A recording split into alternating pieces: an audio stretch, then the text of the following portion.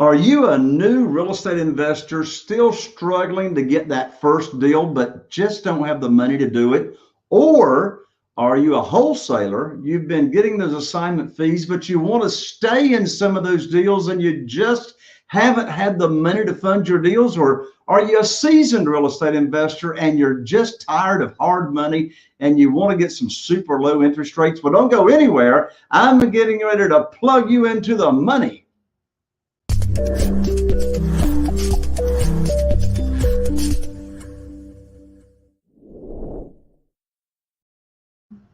Well, hello and welcome to another episode of Real Estate Investing with Jay Conner, the real estate podcast, Private Money Podcast. I want to welcome you. I'm Jay Conner, the Private Money Authority, your host here on the show.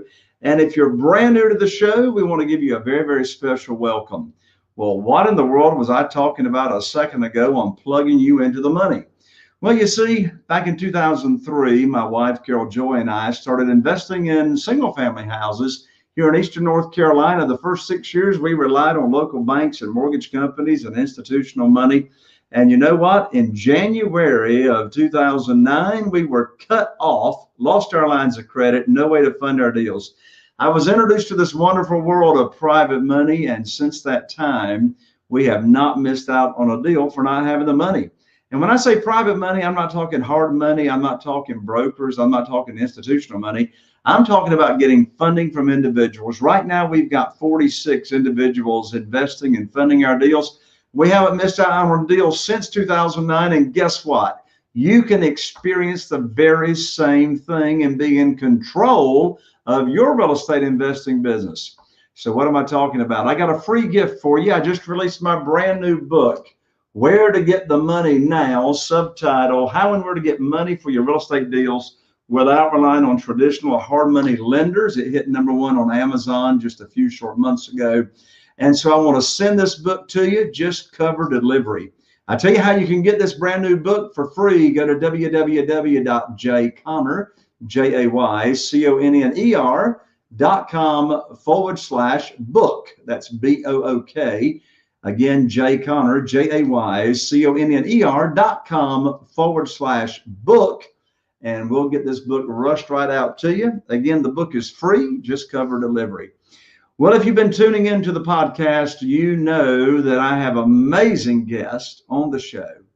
And today is no different whatsoever. My dear friend, my fellow mastermind member, is a veteran real estate investor, been doing this for a long, long time. I mean, he's been flipping, he's been wholesaling all the way back to the very same year that Carol Joy and I started back in 2003.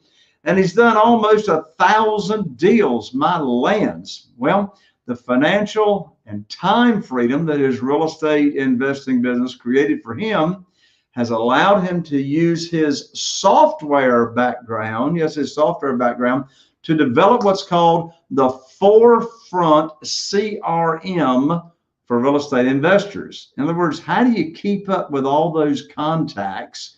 How do you keep up with the buyers and the sellers and everything that's going on? Well, he's going to be telling us about that, because I tell you what, I was still totally paper until about 4 years ago, maybe as recent as 3 years ago. So, you want to organize your life. My guest is going to get to helping you on that in just a second. He also hosts a podcast that's called Braver, BRAVER, which is devoted to being honest, thank goodness, to being honest about what's holding you back so that you can transition from doing everything in your business to having the business work for you. And I tell you, that reminds me of what my dad taught me years ago. Make sure you get your business to where you're running it and it's not running you. So we're going to talk with my special guest right now about automation, organizing your business, and one of the best CRMs for keeping up with all your contacts, which he developed and calls the Forefront CRM. With that, welcome to the show, my friend Danny Johnson. How are you? Doing great. Thank you for having me on, Jay. Absolutely, Danny. We're glad to have you, and tell everybody where you are speaking from today. All right. Well, I'm in San Antonio, Texas, and yeah, I like, that we both started 2003 and how you introduce me with just, that you didn't just read the bio, like you really, put it out there in a great way. It made it sound a lot more interesting. I was excited. I was like, who's he going to be talking with? But it was actually me. So Yeah, absolutely, Danny. Well, we are in a mastermind together, and masterminds, being a member of a mastermind has just been such a huge part of my real estate investing business. I really started getting involved in masterminds. Right now, I'm in 3 wow. masterminds. Got involved back in 2009. And so, when you hang around people that are of like minds and you're helping each other in your business, it's bound to grow, right?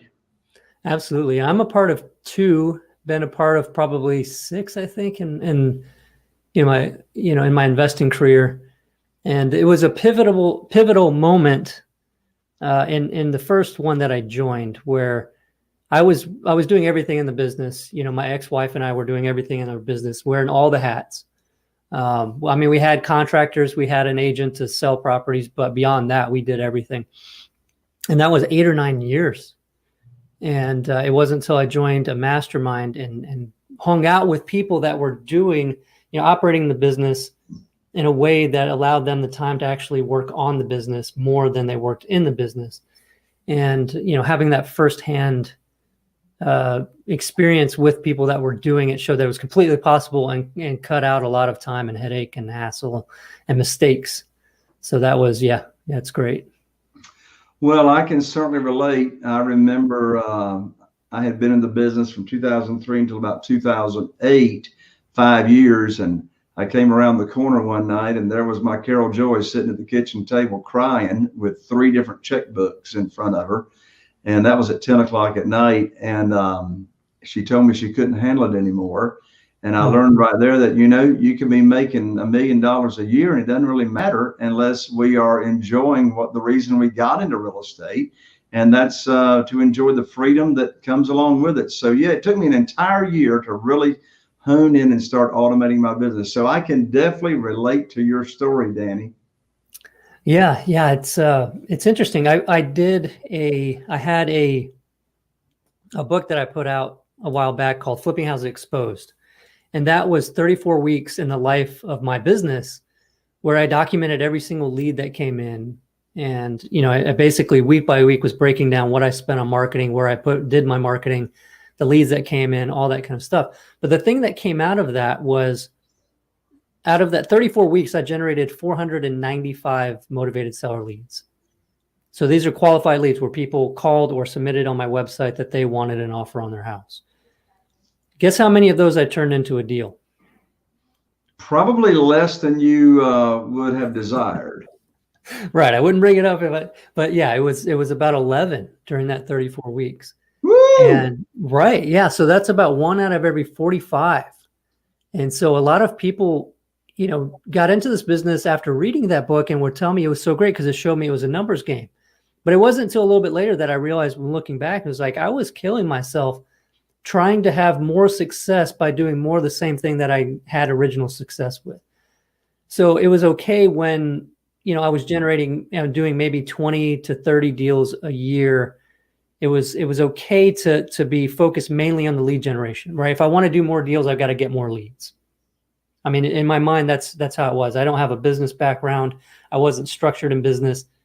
And looking back in hindsight, it was treating it like a hobby.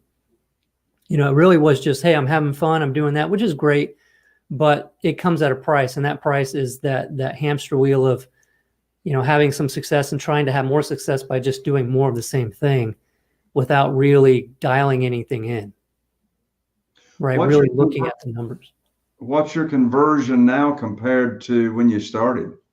Well, now I'm actually back to, operating as a solopreneur with the real estate and just doing rental properties. But we did grow from that. We were doing everything and built a team, and we got to the point with the team where we were getting about 1 out of every 5 leads became a deal. So, well, that's different than 1 out of every 40 or 50. Right. So looking back, had we had the team, had we had the business dialed in, and this doesn't even require a team. It really just requires somebody to know what's going on in their business and fix the parts that are broken, because it wasn't so much the leads were a problem. It was what we were doing once the leads came into our business. Right. So and in addition to not only what you were doing with them, but what you were not doing with them. That's probably that's the bigger issue, right? So what happened, what made the transition, obviously the team helped, because as a one-man show, taking the calls, going on appointments, scheduling contractors, checking on jobs, you get to where you're having a lot of appointments and meetings with different people. And when those motivated sellers are calling, if you can't take those calls right away, that's number one. That's a huge problem. Somebody has to live answer that call right away, because that's truly motivated seller, the one that's saying, hey, just get over here. I wanted this thing done yesterday. I'm just done. If you're not the first person that answers that call, whoever is getting the deal most likely, right? Mm-hmm. And so, having a way, no matter what you do. And I did this business 3 years part-time while I was a software developer working for a defense contractor, where I couldn't even have my cell phone with me at my job. Now it's been long enough. So, I had it on vibrate, and if it went off, I would run out into the stairwell and return the call, right away, because I didn't want to miss out on those. So anyway, once you do that, make sure you're answering all those calls, having those come in. What happens with the building of rapport, talking with that seller, listening to them, not just asking for all the details of the house and just being all about that and scheduling an appointment just being done. There's a lot that goes into building that rapport with the seller. And almost all of my deals came from motivated seller, direct to seller marketing. I just find that those were always the best deals and helped us actually get through that market correction back in 07, 08, by just going direct to seller, and getting those great deals. Well, since you bring it up, let's talk about it for a moment, because this is a really, really important point. And that is, in my experience over the years, there are 5 key components to a successful real estate investing business when it comes to talking with and marketing to motivated sellers. And this podcast is about you. It's not about me. So I'm only going to talk about one. And you already said the word, and that is the word immediacy. Immediacy. I mean, when a motivated seller, and of course we're talking about off-market sellers. We're not talking about sellers or bank-owned properties that are in the multiple listing service. Of course, in this market, you can't rely on that anyway. But when that call comes in, whether it's from a Google ad or it's direct mail, it doesn't matter how you are getting the leads coming in. It's like the most important thing that could ever happen is for someone on the team, your acquisitionist, whoever, to be talking to that person like right away. And it's the age-old argument. Do you take the calls live? There's an argument for that. I mean, do you have them go to an operating service and then you're like, go through the rigmarole of trying to get them back on the phone? So it's like, so share with us your experience of like taking the call live, like when you have if you're not doing it yourself, which I never recommend that to people. So if you have like an acquisitionist, do you have them like answering the phone live, like from when in the morning to when at night? Right. So that's one of the big things that made a huge difference. So we had somebody come in as an acquisitions person to take that off of my plate. And they did take the calls for a while, because it made it also seamless for when somebody is answering the phone, they talk to somebody, and then that's the same person that's coming to the house. So that's beneficial. As you grow, that's going to be to where it becomes a problem, because that person is going on appointments and they can't take those calls while they're at an appointment. And we don't want them being, feeling like, oh, I'm going to miss a call, or a call came in, I missed it, I need to wrap this appointment up. Everything that we do, we spend so much time and energy looking at different marketing tactics, executing on those, and do all of that stuff to get those calls in and then to get to the appointment. So all of that stuff to that point is to be at that appointment. And if we're not spending the time that's required at that appointment, we're wasting all the rest of it. Why are we doing anything else? Right. So our acquisitions people, it was spend as much time as you need to at each of these. Make sure that you've got at least 2 hours so that you can sit down on that gross couch or sometimes, or whatever it is, and have a conversation with the seller, because this is what this is all about. It's really getting to the bottom of why they're selling, understanding their problem, and then showing them how we can help them. It's not just, here's the offer, do you want it? Come on, sell your house. It's none of that stuff. So in answering the calls, once you have that, where you have the ability to bring on that lead intake person, then that person should be somebody that's super friendly, that's easy to build rapport with, that's really because that's the first person that they're gonna interact with in your business, right? They're representing your business. And so if you can have somebody that doesn't even have to be in an office or anything like that. This could be your mother-in-law. This could be your aunt, somebody that's just at home all day that can take these calls. It doesn't need to be the professional hire, or anything like that. Just a part-time, I'm going to pay you per call that you take or something like that. And you train them up just to be friendly. I mean, that's all it really requires. Somebody that's super friendly, that's not going to just go down the list of questions, ask them, get them answered, and then get off the call. Because we want the person saying, wow, that person this company's great. Like, this is, I really liked that person I just talked to. Well, you say building rapport. Building rapport is so important.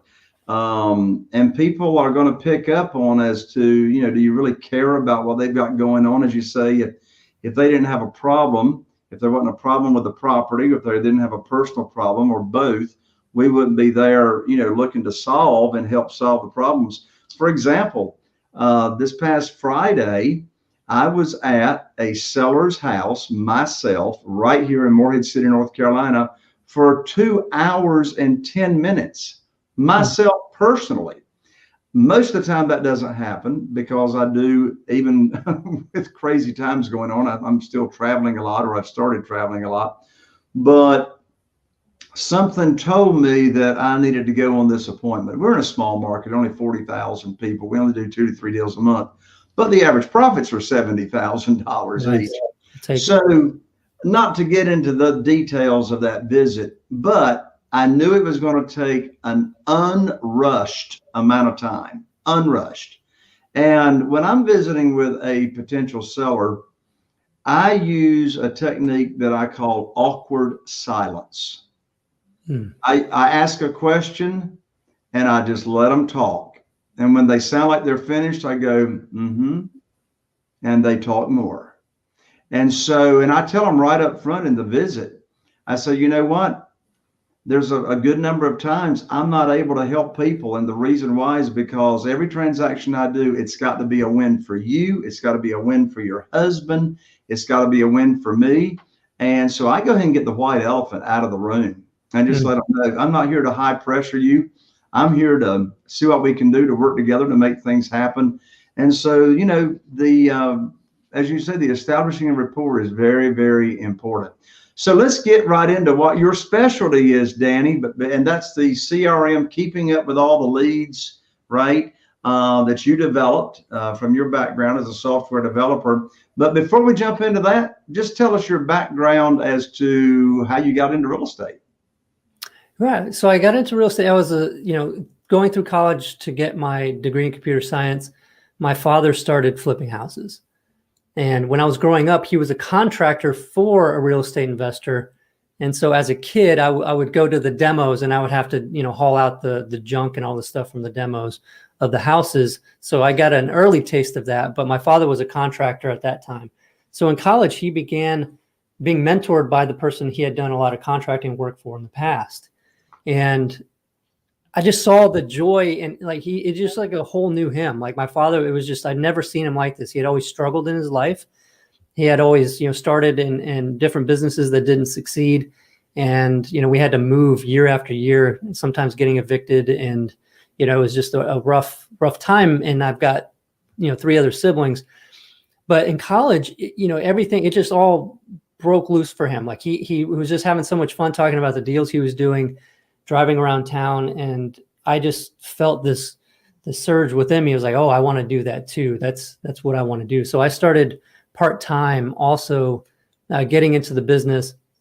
And he works the small towns around San Antonio, and I worked in San Antonio. So the relationship was really, well, you go find out how you want to invest, whether that's fix and flip or rentals or whatever. You just go and learn what you want to learn. When you have an issue that you come against as you're taking action, call me. Right. So it wasn't hand holding, what do I do next kind of thing. That relationship was like a mentor relationship. And then his mentor also was available to me too, whenever I had questions, which was great because it forced me to take action and make mistakes. And I tell people that one of the first, I think it was the first contract that I did directly with a motivated seller. I signed the contract, then I went to the title company and I was in the parking lot and I had to literally call my dad and say, what am I supposed to say when I bring this inside of here? I didn't even know that step of it. But, the beautiful thing was I was out there taking action, right? And even though I wasn't, well-versed in all the different things from putting a deal under contract to getting it sold, I was taking action. That was the important thing. So was in the business part-time for 3 years. I was making good money as a software developer. It was really hard to leave that steady paycheck. And they let me go, thankfully. I guess they caught on to the fact that most of my day was spent, on real estate investor forums and things like that. But anyway, they let me go and I became a full-time investor. And, my ex-wife and I ran that for 8 or 9 years alone. And then we started bringing on a team, which started with my brother-in-law. He was one of the first people to bring on. And we grew that team and learned a lot after we joined the Masterminds. And that's where we started really systematizing the business. And a great book called Traction by Gino Wickman, really showed us how to operate the business like a true business. Right. Well, you just mentioned the phrase of transitioning your business. So walk us through that process. How did you transition from doing everything, wearing all the hats, to really building a true real estate investing business that was working for you instead of you working for it?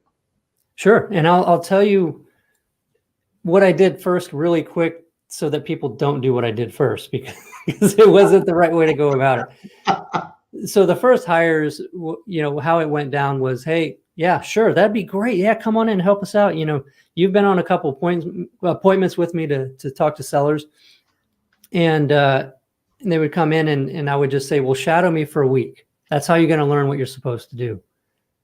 Yeah, that was not the way to set somebody up for success. And so everything that I had learned over the years and doing the business 8 or 9 years, wearing all the hats, that was all in my head. And I was expecting them, by just shadowing me for a week, to pick up on all of it. Right. So, when it was time for me to not be there for them to go on the appointment, I was really, they were really not set up to succeed, and I was thinking, well, they'll find their own way like I did. Right. Not a good way to do it. So I don't recommend that. What I recommend is setting things up. There's a really good book called Work the System. That I forgot the author's name, but he talks about setting up your procedures, right? And I wish I had done this even before I planned on bringing people in, because there were so many times where I came up against a situation that I had solved before, but I didn't remember how I solved it. And so I had to go back and spend all this time trying to figure out the right solution. Whereas had I just documented what to do in this situation, I would have known. And the beautiful thing about when you do that is you realize a lot of times, even with the things that you do on a weekly or daily basis, is pretty inefficient.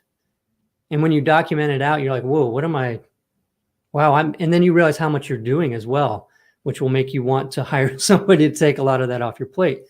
So getting all of that documented, I use a tool called Tetra, Tettra. It's free. I think you get a free account, and you can document your procedures there. And then whenever you hire a team, they have a place to easily find all of those procedures. And then they have a way to communicate and update those so that they're living documents, they're living processes. And so when you set those things up like that in a way to when you bring somebody on, number one, they're going to have a lot more trust in your company, because you don't want to be, starting a job where you're feeling like everything is just, shooting from the hip and nothing is structured at all. And, the job security might be in question. And so having all of that to bring somebody in to follow what you've proven to work, and then they can just pick it up. And what that does is that truly does free you from having to interact as much, because they have something to go off of, and they won't be calling you every, hour or 30 minutes, even asking you questions about things, making you question whether even hiring somebody was the right thing to do. Because I found that I would get into situations where I would say, what am I doing? I can finish this faster than it would take to explain it to them. And you do not want to fall into that trap. And so documenting those processes is absolutely critical. The next thing, I don't want to spend too much time on it, but the next thing is really having that system in place where everything in the business is the data is there in a place that everybody on the team has access to. And even if you're a small team, even when it was my ex-wife and I, having that place where everything about the lead and the deal is right there in one place keeps everything so much more organized and less communication needing to happen. I didn't have to bug her to find out some situation about this deal because it's all right there in the system. Right. As far as, and the things that you can do these days with what we've done with Forefront and several other systems out there, all the communication can be tracked within this system. So not only do you have the lead information, the deal information for one of these properties, you also can have all of your communication that was ever had with them within that same record, right? So that you can see no matter who took the call, who sent the text, who received the text, it's all right there in a timeline. And the beautiful thing about that is when you do that, you start to get into things that really help you also dial in your marketing, because you can track, you get a different phone number per marketing channel, right? Or even campaign, so that automatically everything's attributed properly and it's really producing not just the leads, but the ones that become deals, and then the profit you actually get from those deals per campaign. Because if you're not tying all that stuff together and figuring that out, how do you make decisions on where to put your marketing dollars? Yeah, well, I love the way you got that set up. So in your CRM Forefront, if you can get the phone numbers to track all the marketing from that same system, right? We actually integrate right now with CallRail. Okay. I use CallRail, but I have to have someone. I have a VA that actually manually puts in the information, right? So it's really cool for you to have a CRM that you develop that CallRail actually communicates, and it goes straight into your CRM, right? Right. Yeah. And then the text messages, everything gets routed through, so you can see and listen to those calls, listen to voicemails. That's a good way to stay on top of your team, right? Too. If you're seeing that, when you look at the KPI page and you're seeing that, hey, for some reason we're having less appointments being set, even though our lead count is the same or better, what's going on? You can go into those records and listen to the calls. And, there was a situation that we ran into where that happened. And it turned out that our lead intake person taking the calls was making assumptions about the seller's motivation level. They had plenty of equity. They didn't owe much, but they were saying they're not motivated, so I didn't set the appointment. It's like, well, when did you decide to start doing that? That's completely against what we've trained, So, but something happened maybe where they got that, somebody was angry or who knows. But you've got to be able to see that kind of thing in your business. Well, what you just told the story of, by listening to the calls, you're learning that, oh my lands, what in the world is this person saying? Which reminds me of a very, very important principle that I learned years ago, and that is you cannot expect anything in your business that you cannot inspect. So you can't expect it unless you can inspect it. And one way that you're inspecting is by actually being able to listen to those recorded calls that come in.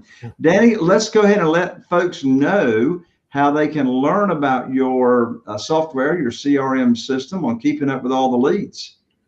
Sure. So you can find out more at forefrontcrm.com, forefrontcrm.com. We've got it where there's a button to book a demo. Go ahead and do that if you're interested in finding out more. And that way we can find out what you're looking for, what you're needing in your business, and then tailor that demo specifically to you to show you how it can actually help you with that and show you all the cool features, everything that we've built, but not spend a whole day running you through everything, but just showing you, the pieces that make sense and matter for you and where you're at in your investing business.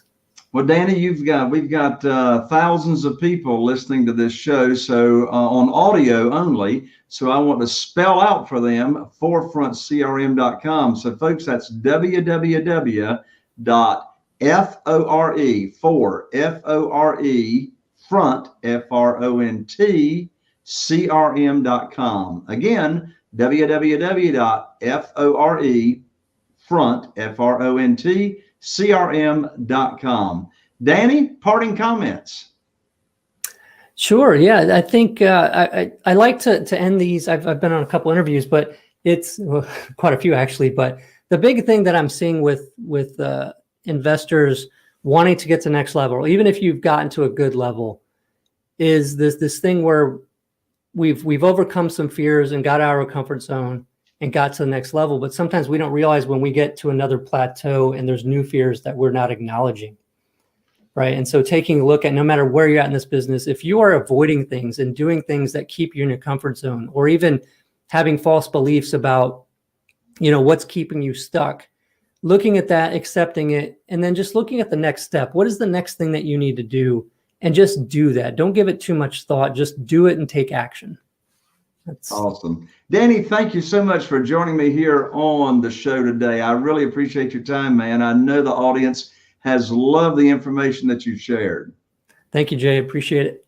All right. There you have it, folks. Another episode of Real Estate Investing with Jay Conner, the Private Money Academy podcast. Here's to taking your business to the next level, and we'll be looking forward to seeing you right here on the next show.